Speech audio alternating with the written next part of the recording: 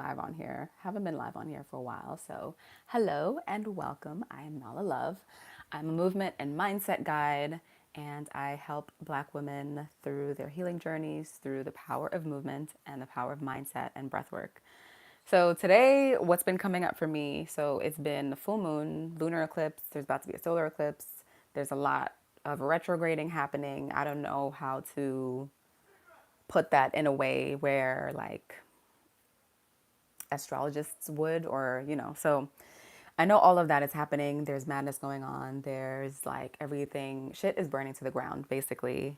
And what's been coming up for me during the full moon and my bleed time has been two things: the concept of trust and building up self-trust, and releasing resistance.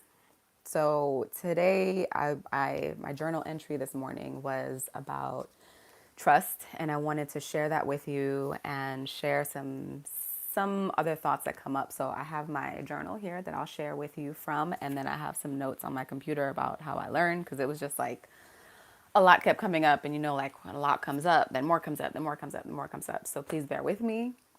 Let me know how y'all. I can't even see the chat, but whatever is happening, welcome to the chat. Please be kind, have an open mind, open heart, and all of that. So keep in mind that I'm live, so you'll hear noises from outside. The wind has been going, rain has been intermittent. I'm still in Jamaica, so enjoy the frills as we go along this journey. So I'm going to go through the entry first and just just share some of the things that came up for me around trust and self-trust and trusting in general. So I was taught not to trust myself, as I believe many of us are. This is why I outsourced my likes, my dislikes, my behaviors, and my beliefs. I thought to gain love and trust, I had to show others that I was exactly like them, to like what they like, speak how they do, live life how they would. So I found myself searching for validity in relationships, acceptance in friendships, and always more love with family. It wasn't until I found myself in a whole ass marriage trying to have kids with someone that I was not faithful to, and I deep down didn't really want to be with. And it wasn't until we stopped talking to each other that the life that I had modeled after what I learned or how I learned to live completely fell apart. So I started asking myself, what do you want?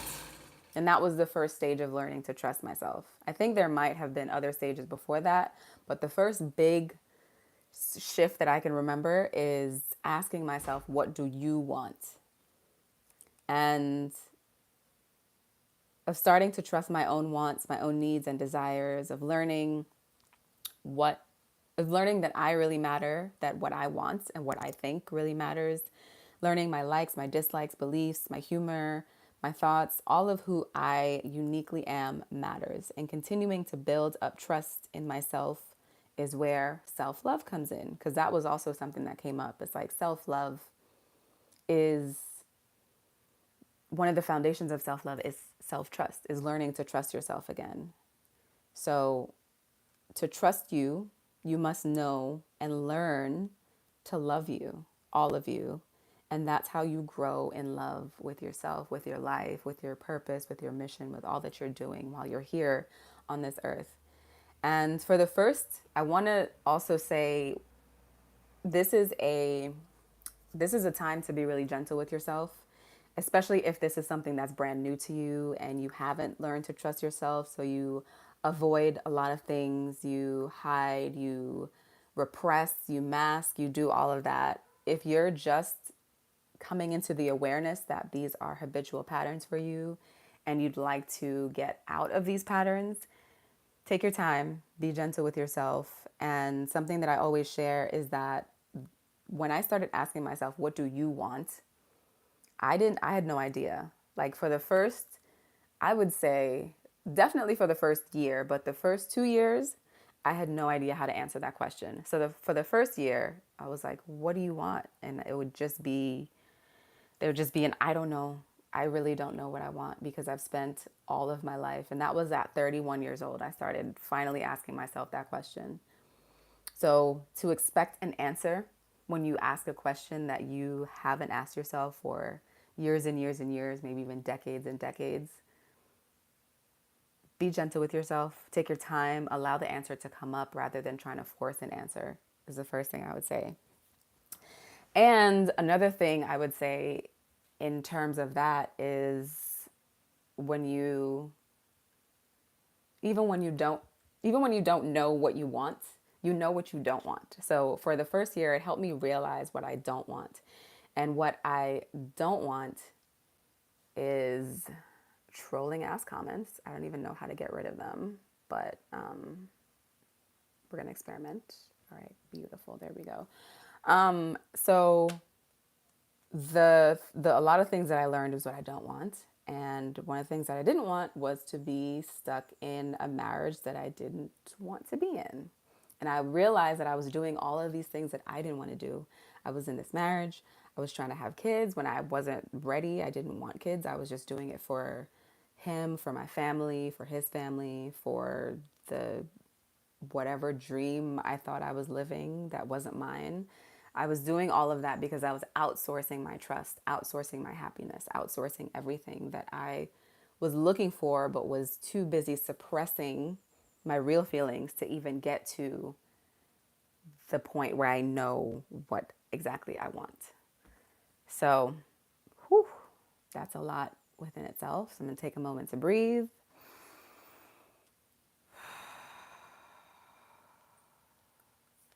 And just let that settle in, especially if it's, this lighting is doing something.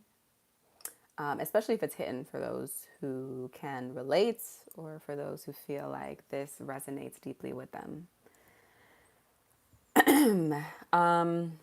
More on trust. So, what most of us don't realize is that when it comes to trust, we trust either way. Either you trust that you are untrustworthy, or you trust that you are trustworthy. You trust yourself to succeed, or you trust yourself to fail. It's one or the other. So if you're not trusting yourself right now, you're trusting, you're basically working against yourself because you're trusting that you will fail. You're trusting that you are unworthy. You're trusting that you are unloved. So you're trusting all of these things that are not actually the truth. We're trusting in these lies because we're taught not to trust ourselves. We're taught not to trust our thoughts, our beliefs, our visions for our lives.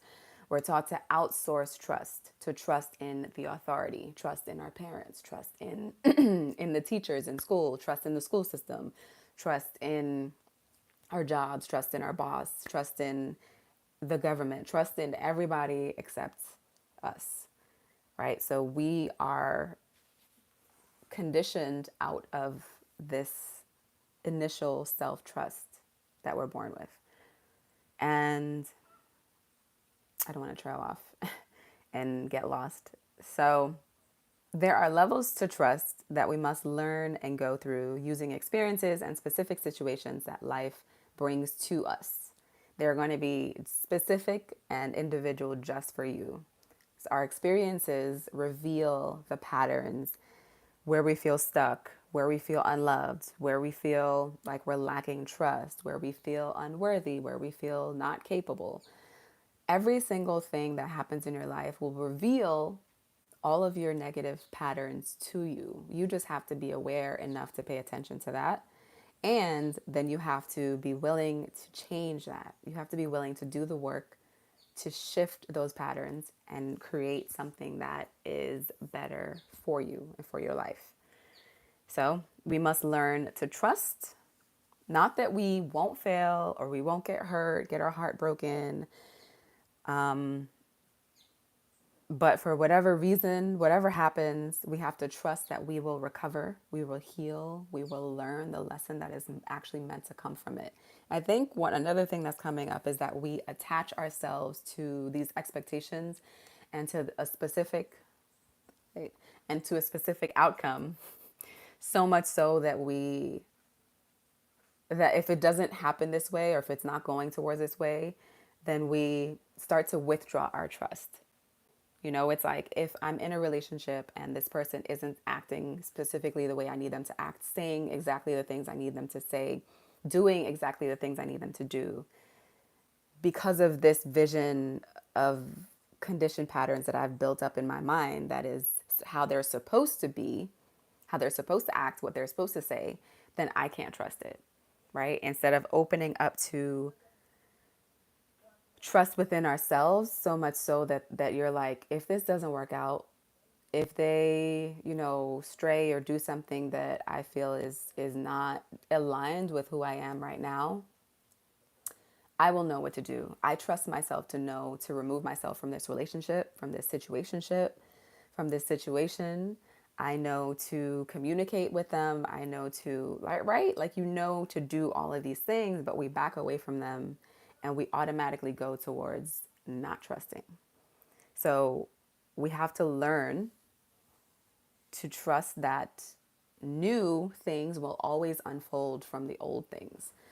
That's to say that we have to trust this life, death, life process that happens. This light is messing with me. We have to trust that things need to die in order for certain things to be birthed, right? So maybe we are suppressing so much of the way that we truly feel so that we can hang on to this relationship that is dying instead of letting it go and waiting for new things to unfold that are actually even more aligned with us. And that's again where the resistance comes in, because there's resistance when you suppress how you really feel, suppress what you really think, and then certain parts of you become fragmented because you're not trusting. Because one part is like, ooh, I don't really like how this is going. It doesn't feel aligned with the values that we hold for a relationship. Maybe we should talk to them about it, or maybe we should end this relationship. One part of you is saying that, and the other part is like, I think they're gonna change. I don't know. I feel like I'm supposed to be with them. It's already been so long. How can I end this relationship? So your parts are having different opinions, and you're not sitting with yourself long enough to bring those together and figure out what is the truth for you. So then your parts begin to not trust each other. And if your parts don't trust each other, you're not going to trust yourself, and that's going to be hard, and it's going to be hard for you to trust anyone else. I hope all of this is making sense to y'all. I'm just spewing and sharing all of these thoughts that have come up for me around self-trust, and because it's something that I have struggled with, and in learning to trust myself again, there's been just so much around it. So trust that new life always unfolds from the old. Trust in the life death process. Trust that there is a deeper meaning within all of these things that happen to us. Don't take things at surface value. Reflect and look for that deeper meaning. And then trust within the ragged, the jagged, the maddening, the fires of hell. Like, trust that all of that all can be used as life energy. So I won't get there yet. To trust in yourself also means to cultivate a deep sense of love for yourself. And within love, there must exist trust. So coming back to what I was saying earlier about there has to be trust so that you can love yourself. When we don't trust ourselves, the parts of us that remain fragmented that are not trusting of each other make it hard to align with what we truly want, who we truly are, and therefore our purpose in life too. So we're looking for this clarity, for this consistency, and this compassion that all seem unattainable because we're fragmented and we're not trusting within ourselves. Life just seems blurry, so you depend only on what you're clearly shown by society, by peers, by movies, by the news, by those closest to you, which brings you further and further away from the trust and love that needs to be built within you. And I went through this for a hardcore 2 years. It was my marriage of 6 years, relationship of 10 years fell apart. into the end of 2018, 2019, and into 2020. I was so fragmented and so all over the place, looking for things that I thought I wanted, but running away from them at the same time. If that makes sense to you, you know what I'm talking about. But 2020 was when everything stopped and I was forced to sit in the darkness, sit in everything that I was running away from, and really see my patterns, my ways, my behaviors, see how they were detrimental to the way I wanted to continue my life. And so grateful for I'm so grateful for that halt and the invitation to go deeper within myself. I don't know if you can hear the motorcycle outside, but I'm grateful for that invitation to go deeper within myself, to notice these patterns, become aware of these patterns, and figure out ways to heal myself and learn to trust myself and continue to listen to what I want in a way that was healthy for me. Because there are things that I thought I wanted that I ended up realizing that was not what I wanted. It was just, these patterns that we get used to. So running away, suppressing, avoiding, hiding, playing small, staying quiet are, sorry, that noise is distracting me. Hopefully it's not as loud for y'all as it is for me. But all of these things that we run away from are so ingrained in our subconscious that our subconscious keeps pulling them to us. So we think we're running away from them. Our subconscious is pulling them to us. So we end up in this cycle of just going through it over and over and over again. And that's when people feel stuck because you're repeating the same patterns over and over again. You're not stuck, you're still moving, but you're moving like this instead of growing and learning from the patterns and raising your consciousness, raising your vibration, raising your energy, all of that. So, explained a little bit of my story, and also for us, when the lessons come around again and again, we have to let it play out. Like, let it all play out because you need these lessons. You need these lessons. And if it happens again, it happens again, it happens again, it's easy to bring up shame with yourself. It's easy to feel ashamed of yourself and feel angry with yourself. But rather than doing that, what's going to move us forward, because shame is going to keep you in that spiral, what's going to move us forward is learning from the lesson and saying, okay, next time this comes around, these are some patterns that I've noticed this time, and I'm willing to see it differently. I'm willing to do this differently next time, right? Just be willing. It just opens you up and opens up your capacity to live differently than you have been living, to trust yourself a little bit more each time, right? And then there's so much here, y'all. There's so many notes that I wrote down. It just like came pouring out of me. And I want to share the main points with you and maybe do different smaller clips and smaller videos to really hone in on this learning to trust yourself, because it's so important. It's so important to be able to trust yourself. It's important to build up your self-love and your self-care and your self-knowledge, your self-awareness, so that you can continue to heal as patterns come up, because they will keep coming up. That's what this Earth School, that's what our time here is for. They will keep coming up. Okay, so what helps is, let me read this for a second. Yes, all right. So there was the question of why does it take us so long to learn? And there's a couple things. I think it comes down to, well, for me, it came down to me learning to go for what I want, to take action towards what I want, to take chances, and to leap blindly into the unknown with faith in myself that I am capable and that I know what I want and that I can make it happen.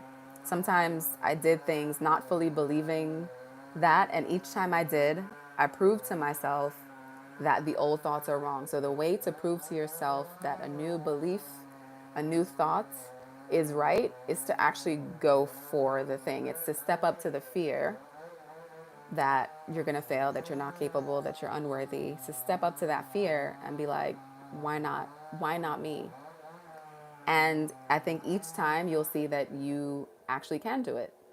Maybe it's not the way that you expected to, or the way that you thought you should, or you were supposed to do it, but you still did it, right? And that is how you practice building up that muscle of self-trust, of believing in yourself that you can do it, but building up that confidence that you can do it, right? Even this, like this, I like to jot down all these thoughts, and then I'm like, yeah, I'm gonna make a YouTube video about it, and then I will avoid it until I do not do it. So this is actually me in real time, in real life, stepping up and trusting myself and trusting that I'm able to come on and share my thoughts. And whoever it resonates with, whoever it sticks with, whoever needs to hear this message will hear this message. But in order for them to hear it, I have to deliver it, right? So, yay me. So that's one thing is really taking action. Oh, someone's cutting down a tree. That's what's happening. Did you hear that? I don't know if you just heard that tree fall. Oh, sorry. I need to look immediately. I'm like, squirrel. Sorry, y'all. Live going on. If I can see it, I will show it to you. Okay, I can't see it. But if you follow me on Instagram at Move with Ms. Love, if I see the tree outside that just fell, I will share that in my stories. Anywho. All right, so taking massive action. I don't want to say massive. Taking smaller actions is actually the way to go when you're starting this journey, right? It takes one action of faith in yourself, one action at a time, to chip away at this massive boulder of distrust that we've created within ourselves. Learn to take your time, and then you'll see that things aren't as scary as you've built them up to be in your mind, and you'll show your subconscious that's trying to keep you safe and keeping you away from taking action. You'll show your subconscious that you are actually capable of doing this. Okay? So that's one thing. The other thing is that helped me is to remove distractions. That was what happened in 2020. All distractions were removed. You couldn't go outside. You couldn't socialize, go to festivities, go to parties, because that's what I was doing. I was just going out and getting wasted and partying a lot and just being outside way too much. So the universe was like, what if you just stayed inside? Only inside, right? Stay inside and go through the stuff that you're running from. So removing the distractions, easy things you already know, the people you don't, easy things you already know means like sitting and scrolling on your phone or binge watching some series that you're not even that really deeply invested or interested in. Removing the people who you know don't believe in you and you keep around for whatever reason. Removing your inclination to run and to hide and to avoid and suppress, and facing up to the big, bad, dark, scary, hard things that you have been avoiding. Right? You don't build character by doing the seemingly safe shit day in and day out and expecting to build courage from that. You have to go out and you have to slay these dragons and these monsters that are keeping you living in this fear, and then you feel stuck, and then you cycle through the thoughts and the behaviors and go through the situations and you meet the same people in different forms and shapes and sizes. So you need to remove those distractions and actually step up to it. So yeah, I think that thought is complete. And last thing I wrote was, we are raised to be dishonest with ourselves. We're raised to be honest with others, right? Don't lie to your teacher. Don't lie to your parents. Don't lie here to our authorities. But we also grow up becoming so dishonest with ourselves. And if you're not honest with yourself, you can't trust yourself because you know that you're lying to yourself, right? So that leads to not being able to love, to be compassionate, and to give yourself grace. So my advice if you're working on self-trust, is without getting like deeper into working on your root chakra. Even before I found out about the chakras and the energy centers of the body, and that your root chakra is where all of that basic trust actually starts and forms, right? And if that energy is so stagnant and so stiff and tense and not open and not moving, then you're going to be stuck in this. And it's the foundation, the root of it all. So work on trusting yourself. Work on listening to parts of yourself. Like when something intuitively comes up, and you work on trusting that intuitive hit rather than, no, that's not what I'm supposed to be doing, or that's not what I should be doing. If your intuition or your gut is like, you should really do that, you should really try to do that, then try to do it and see what happens. And it's a practice. Take your little baby steps, and you'll build up this muscle of trust within yourself, trusting your parts. And then that will help you listen to yourself more, take care of yourself better, so that you can do this for others. All right. I hope what I've been saying today has been making sense. I hope this message reaches those who are in need of this. So I know self-trust is not something that is easy to practice. If you would like to talk about this further with me, or do some one-on-one coaching, do some breath work, get into the chakra and the energy work that I mentioned, please reach out to me. You can drop something in the comments and I'll reach out to you if you're interested in doing one-on-one coaching. Like I said, my services are mostly for Black women.